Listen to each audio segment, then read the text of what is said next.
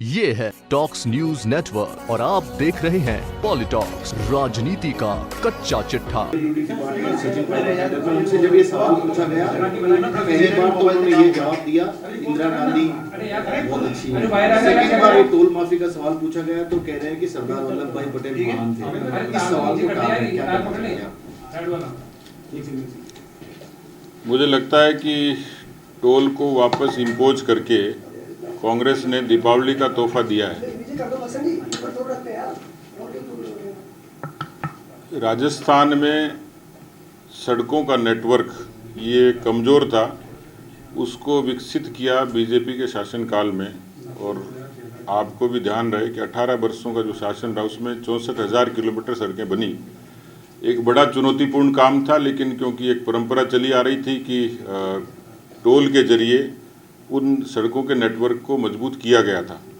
लेकिन कालांतर में ऐसे 52 राज्य मार्ग थे जिनके बारे में जनता की मांग थी कि ये टोल जो है वो जनता की जेब पर एक मार है, समय लगता है, और उसके लिए बड़े आंदोलन हुए। उन जन आंदोलन और जनता की मांग को देखते हुए भारतीय जनता पार्टी की तत्कालीन वसुंधरा राजे जी के नेतृत्व वाली सरकार ने ऐसे 52 के 52 स्टेट हाईवेज पे टोल को एग्जम्प्ट कर दिया था। उस निर्णय का स्वागत भी हुआ, बड़ा फैसला था। लेकिन कांग्रेस पार्टी की मौजूदा सरकार ने जो क्राइसिस से जूझ रही है, वैट को बाद में दूसरा फैसला ऐसा है जिसपे एक असंगत तरीके से इसको इम्पोज करने की कोशिश हुई है। इससे पहले वैट का जो फैसला किया तो रेवेन्यू बढ़ाने के लिए, हुआ उल्टा। राजस्थान में डीजल और पेट्रोल का बिक्री का वॉल्यूम कम होने से और वैट की आमद कम हो गई। ये कहा है इन्होंने कि 300 करोड़ रुपए की आय होगी, लेकिन मुझे लगता है कि जनता की डिमांड के आगे 300 करोड़ मायने नहीं रखते। और मैं तो अभी भी सरकार से आग्रह करूंगा कि इस पर पुनर्विचार करे और राजस्थान की जनता को रिलीफ दे। लेकिन सर, सचिन पायलट इस सवाल का जवाब भी देना नहीं चाहते। कभी उनसे आप 2 बार सरदार वल्लभ भाई पटेल, 1 बार बोल रहे इंदिरा गांधी, मतलब वो सवाल ही नहीं लेना चाह रहे हैं। क्या पीडब्ल्यूडी डिपार्टमेंट उनके पास है, टोल वसूलने का अधिकार उनके पास है? क्या लगता है कि सर कहीं ना कहीं सरकार, मुझे लगता है कि मुख्यमंत्री जी और उप मुख्यमंत्री जी के पास जो सवाल जाते हैं उनका जवाब फिलहाल उनके पास नहीं है, और मुझे लगता नहीं है कि मिल भी पाएगा। 5 साल तक राजस्थान की सरकार इंतजार करेगी, राजस्थान की जनता इंतजार करेगी, लेकिन जो सवाल राजस्थान की जनता करती है उसका जवाब अभी तक दिया नहीं है। वो चाहे टोल से संबंधित हो, चाहे कानून व्यवस्था से हो, और बहुत सारे मुद्दे और मसले हैं जिनका जवाब सरकार के पास फिलहाल नहीं है।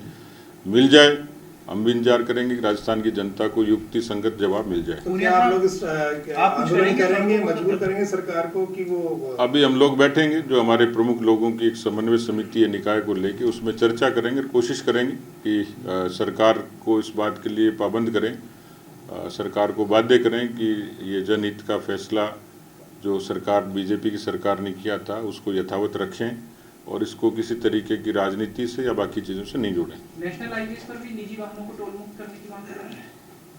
केंद्र के समक्ष है और उस पर मुझे लगता है कि केंद्र की सरकार इसके बारे में चर्चा कोई प्रारंभिक तौर पर ऐसे जानकारी में आया था, और हो सकता है भविष्य में अब केंद्र से जुड़ा मसला है तो हमारे केंद्रीय मंत्री उनसे चर्चा करेंगे कि इस तरीके से सरकार उसके बारे में किस तरीके से विचार करेगी। लेकिन मैं इतना कह सकता हूं कि राजस्थान के लिए तो खास तौर पर इन चीज़ों की अहमियत है, तो मौजूदा सरकार इस पर राजस्थान के लोगों को रिलीफ दे। सर, अलवर की इस जनहित से जुड़ा फैसला जब वसुंधरा सरकार को इसका कोई फायदा नहीं हुआ टोल माफ से, तो कांग्रेस को क्या घाटा होगा इस टोल को वापस लगाने से?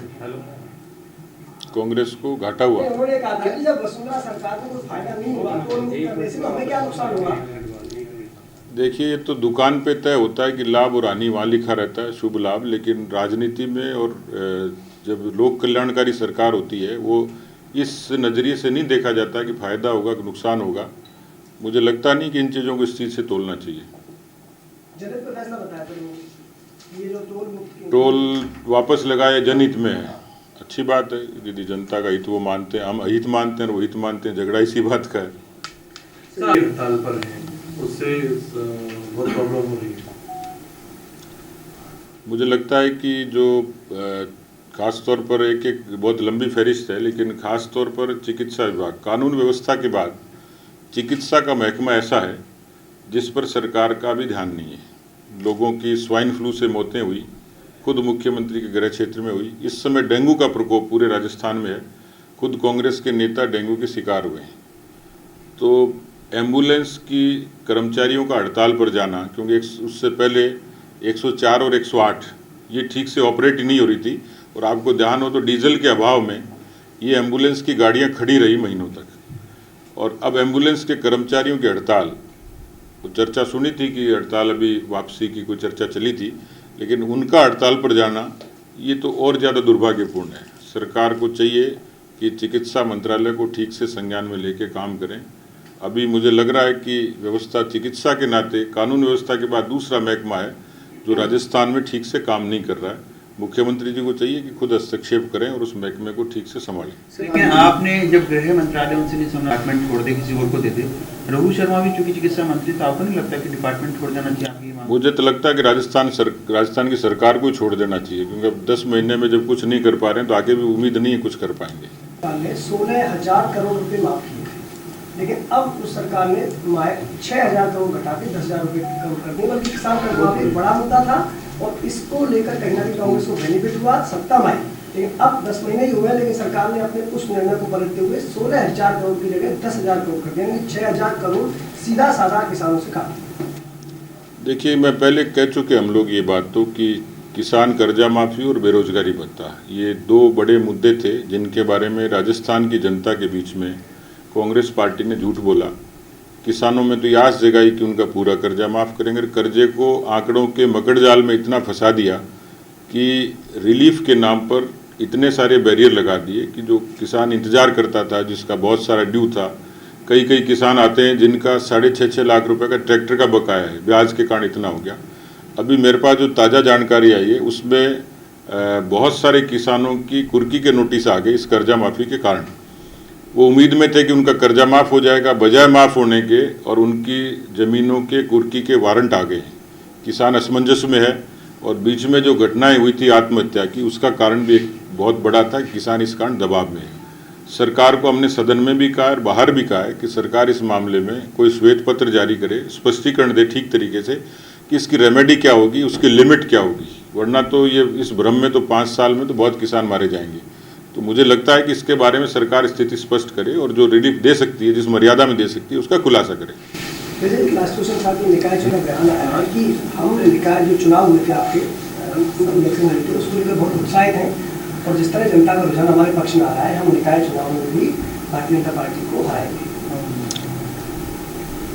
देखिए, निकाय के बारे में एक धारणा, जो लोकल बॉडीज़ के चुनाव और पंचायती राज और निकाय, इसके बारे में एक धारणा आमतौर पर होती है और वो प्रत्यक्ष रूप से दिखती भी है कि जिसकी सरकार होती है उसको एक लाभ उसको निश्चित रूप से मिलता है। निकाय के लोगों की मंशा रहती है कि उनके निकायों का विकास, और वो सरकार की तरफ देखते हैं।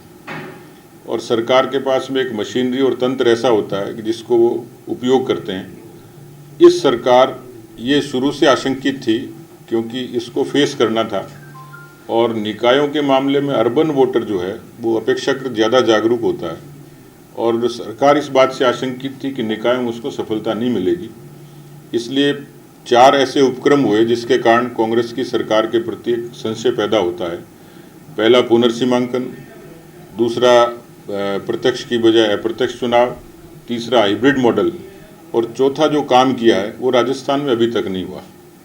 आमतौर पर वोटों की गिनती के दूसरे दिन चेयरमैन का और तीसरे दिन वाइस चेयरमैन का चुनाव होता है, मेयर या डिप्टी मेयर का चुनाव होता है, सभापति या उपसभापति का चुनाव होता है।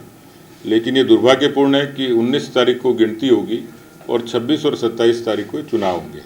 इसका मतलब साफ है, ये 7 दिनों का गैप किस लिए है, इसका जवाब न शांति धारीवाल जी के पास है, न मुख्यमंत्री जी के पास है, न कांग्रेस के किन्हीं मंत्रियों के पास है। ये 7 दिन का जो उपक्रम है ये बाड़ाबंदी को प्रोत्साहित करेगा, ये खरीद फरोख्त को प्रोत्साहित करेगा, या सरकारी मशीनरी के दुरुपयोग को प्रोत्साहित करेगा। इसलिए मुझे लगता है कि कांग्रेस निकाय चुनाव को तिगड़म के जरिए जीतने की कोशिश कर रही है, पर मुझे लगता है कि वो सफल नहीं होंगे, क्योंकि राजस्थान की जनता 10 महीने के अराजक शासन से पूरे तरीके से उभी हुई है। जो निकायों का विकास रुका पिछले 10 महीनों में, जो बीजेपी के शासनकाल में शुरू हुए, उदाहरण के तौर पर हम लोगों ने प्रत्येक निकाय में अंबेडकर भवन बनाने की एक शुरुआत करी।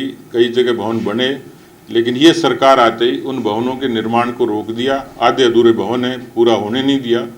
उनको ये आशंका थी कि ये भवन बनने से और उन निकायों में बीजेपी के प्रति एक सकारात्मक संदेश जाएगा, इसलिए ऐसी बहुत सारी चीज़ें हैं। हमारी सरकार ने जो सड़कों के विकास, सीवरेज, LED लाइट्स के जरिए जो काम की कोशिश करी थी, वो सारे काम आज ठप हो गए हैं। इसलिए निकायों का विकास अवरुद्ध होना, ये भी मुझे लगता है कांग्रेस के खिलाफ एक बड़ा मुद्दा बनेगा। सर, आज इंदिरा गांधी जी का बलिदान दिवस भी और सरदार वल्लभ भाई पटेल की 141वीं जयंती है। शिक्षा विभाग ने एक आदेश जारी किया था, सभी बच्चे स्कूल 2 घंटे के लिए आए। बहुत सारे स्कूल में हम लोग सुबह गए, एक भी बच्चा, एक भी नहीं है काउंट में बच्चा। किस तरह का संकेत है, जबकि सरदार पटेल का जो यूनिटी ऑफ रन है वो तो हाईजैक कांग्रेस ने कर ही लिया आपसे। नहीं, कांग्रेस और हम किसी को हाईजैक नहीं करते। मुझे लगता है कि महापुरुष सबके ही हैं, वो जैसे कांग्रेस के हैं वैसे बीजेपी के ही हैं। कांग्रेस को तो ये आशंका है, वो गांधी जी पे एकाधिकार मानते, तो गांधी जी सबके हैं। और गांधी जी की 150वीं जयंती मोदी जी के नेतृत्व में पूरे देश भर में मनाई जा रही है। महापुरुषों के बारे में कोई भेद नहीं होता, लेकिन जो सरकारी आदेश है मैंने देखा था, उसमें सरदार पटेल जी की जन्म जयंती है, राष्ट्रीय एकता दिवस के रूप में हम लोग मनाते हैं। रन फॉर यूनिटी का आगाज़ सब जगह हुआ है, पूरे प्रदेश भर में हुआ है, पार्टी के तौर पर भी है, सरकारी तौर पर भी हुआ है। लेकिन जो शासकीय आदेश था, इस तरीके का आदेश पहली बार निकला जिसमें इंदिरा जी का महिमा मंडन ज़्यादा किया गया और इस बात के लिए पाबंद किया गया अधिकारी कर्मचारियों को कि वो अपनी उपस्थिति सुनिश्चित करें। बच्चों को जबरन बुलाने की कोशिश हुई। इंदिरा जी, इसमें कोई शक नहीं, देश की प्रधानमंत्री रही, बड़ी नेता थी, उनका सम्मान अपनी जगह, लेकिन इस तरीके से फोर्सफुली केवल नेहरू गांधी खानदान को उपकृत करने के लिए, उनको राजी करने के लिए राजस्थान की सरकार जब ऐसा काम करती है तो निश्चित रूप से ऐसा लगता है कि वो भेद करती है। बीजेपी में भी ये चिंता का विषय है कि जो राइडर हटाया है, स्वर्ण कास्ट का एक वोट कांग्रेस के पक्ष में रहेगा कोई? नहीं, बीजेपी को क्यों चिंता होगी? मोदी जी के नेतृत्व में केंद्र की सरकार ने पहल करके आर्थिक आधार पर आरक्षण लागू किया। ये तो जो सामान्य वर्ग के जो पिछड़े लोग हैं, सामान्य वर्ग के आर्थिक रूप से जो पिछड़े लोग हैं, उनको अच्छे तरीके से संज्ञान में है कि ये इतनी बरसों पुरानी लंबित मांग थी, जिसको वाजपेयी साहब के समय इनिशिएट किया गया और मोदी जी की सरकार ने लागू किया। इसलिए ये तो बीच में व्यवधान आ रहा था, लोगों के सर्टिफिकेट नहीं बन रहे थे, बहुत लोगों को तकलीफ़ें आ रही थी, इससे सरकार घबराई हुई थी और उनको अंततः ये करना पड़ा। हमने सदन में भी, आपको ध्यान हो तो, एक बड़ी डिबेट हुई, हमारे विधायकों ने अनेक अवसरों पर इसके बारे में सदन में सरकार से जवाब मांगा था। तो राजस्थान की जनता के बीच में एक बड़ा मुद्दा था और सरकार को आशंकित होकर और अंततः ये फैसला करना पड़ा। अच्छा है, बहुत बड़े तबके को एक लाभ मिलेगा, जो योग्य वंचित लोग हैं उनको निश्चित रूप से फायदा मिलेगा। आज क्राइटेरिया क्या रखा गया और अलग किस तरह से होगी इस बार की आपकी टिकट चयन की प्रक्रिया? देखिए, इसमें 3 तरीके से हमने कोशिश करी है। एक तो स्थानीय जो निकाय हैं उनकी एक समन्वय समिति बनी है, वहाँ के पार्टी के पदाधिकारी और जनप्रतिनिधि, ये संयुक्त रूप से वहाँ पर वार्ड वाइज उन्होंने समितियाँ बनाई, वहाँ की रायशुमारी करी और बहुत अच्छी एक्सरसाइज करके वो लाएंगे सर्वसम्मति के तौर पर।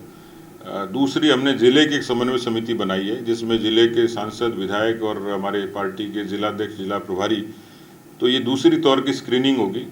और तीसरे स्तर पे हम लोग यहाँ प्रदेश में बैठेंगे, जो हमारी 11 सदस्यीय समिति है, वो इन सब नामों पर विचार करेगी। आज चूँकि उन्होंने अधिकांश नगर निगम के, निकायों के और नगर परिषदों के और नगर पालिकाओं के लोगों ने 31 और 1 तय करी थी, लेकिन अभी उनको एक्सरसाइज में समय लग रहा है। तो 1 तारीख को कल अधिकांश लोग आएंगे।